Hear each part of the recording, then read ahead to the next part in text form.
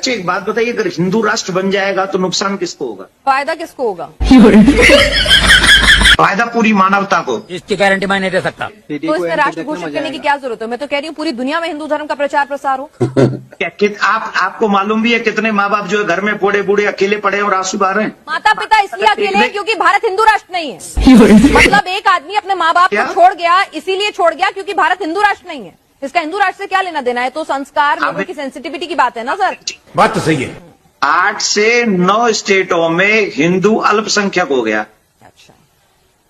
और धीरे धीरे सनातनियों का धर्म परिवर्तन कराया जा रहा है। अगर आप कह रहे हैं धर्म परिवर्तन हो रहा है तो मुसलमानों का भी हो रहा है। मुसलमानों का धर्म परिवर्तन तो बागेश्वर महाराज ने अपने मंच पर कराया और बड़े गदगद हुए, बड़ी तालियां बजवाई कि बहुत खूबसूरत शानदार काम किया है। वो अगर हिंदू धर्म में आए तो बहुत बढ़िया काम हो रहा है, लेकिन अगर हिंदू चला जाए तो पाप हो रहा है। जी आंखें देखो, नीयत में खोट है। हिंदू कभी मुसलमान से नफरत नहीं करता, मुसलमान हिंदुओं से नफरत करता है। बताइए 100 हिंदुओं के बीच में एक मुसलमान सुरक्षित है कि नहीं? लेकिन 100 मुसलमानों के बीच में क्या एक हिंदू सुरक्षित है? अभी बता दे भाई। मैं आपसे सहमत नहीं हूँ। आप मत रहिए सहमत। ये समाज बांटने वाली सोच नहीं है। तो दीपू की हत्या का जिम्मेदार कौन? आप बताइए। वहाँ की सरकार जिम्मेदार है। वहाँ के लोग मुसलमान जिम्मेदार नहीं है। वहाँ की सरकार जिम्मेदार है। सरकार भी यहाँ मुसलमानों इस की है। देश में भी कई बार ऐसा होता है कि किसी मुसलमान की हत्या हो जाती है, हिंदुओं की भी होती है, लेकिन उसके लिए पूरी कम्युनिटी को तो नहीं हम जिम्मेदार ठहरा सकते। ये आप बांटने वाली सोच है। ये बड़ी अच्छी बात कही है। अभी हमारे देश में पुलवामा में पहलगाम में टोपा होगा एकदम, धर्म पूछ के मार दिया गया। गलत हुआ। मतलब हिंदुओं से नफरत थी तब ना आपको हिंदू है ठाठा कर वो दिया। आतंकवादी थे, आप आतंकवादी हैं। इतना सन्नाटा क्यों है भाई? तो मम्मी कहाँ से आया? मामा से मामा आया, अम्मी से मम्मी आया है।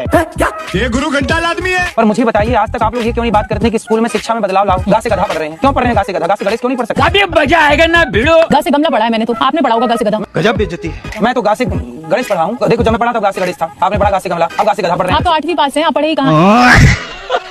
हाँ मैं 10वीं पढ़ा हूँ, आपने स्टडी की आपने नहीं। तो भी बताया। क्यों? मतलब मैं 8वीं पास के बाद 9वीं में नहीं गया होऊंगा? तो 7वीं फेल। क्या चाहते हैं आप? लोग कौन प्रसिद्ध करना चाहते हैं? बिल्कुल भी नहीं। आप कथावाचक हैं। कथावाचक को तो लोग आप अपना मेरे को- आइडियल मानते हैं, आप लेकिन मुझे मेरे कहते हैं। फॉलोअर्स बढ़े, सुनिए। मुझे दान मिले, मुझे पैसा है, इसलिए मैं कुछ भी कहूंगा और वायरल होऊंगा और जनजी के बीच में पहुंचूंगा। आग लगा दी।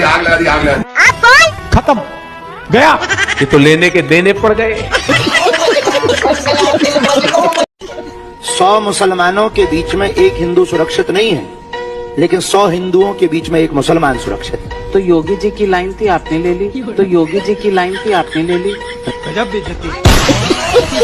हिंदू घट रहा है, हिंदू बहुत डरपोक है, हिंदू बहुत बुजदिल की स्थिति में है, इसलिए इन परिस्थितियों का निर्माण हुआ है। इसीलिए हम चाहते हैं हिंदू राष्ट्र बनाने में क्या दिक्कत है? लेकिन 20% 80% जो है वो 20% से डरा क्यों हुआ है? बुज़दिल क्यों बना हुआ है? नहीं, पर 80% होने के बावजूद आप कह रहे हैं हिंदू उसके पीछे घट एक रहा है। कारण है, और हमें ना तो नेता बनना है। तू समझा? एक बाबा है अनिरुद्धाचार्य, जिनका लॉजिक हम लोग को समझ नहीं आता। गोबर में से गेहूं निकालो, बच्चा पैदा हो जाएगा, खा लो, मतलब पुरुष की जरूरत नहीं है।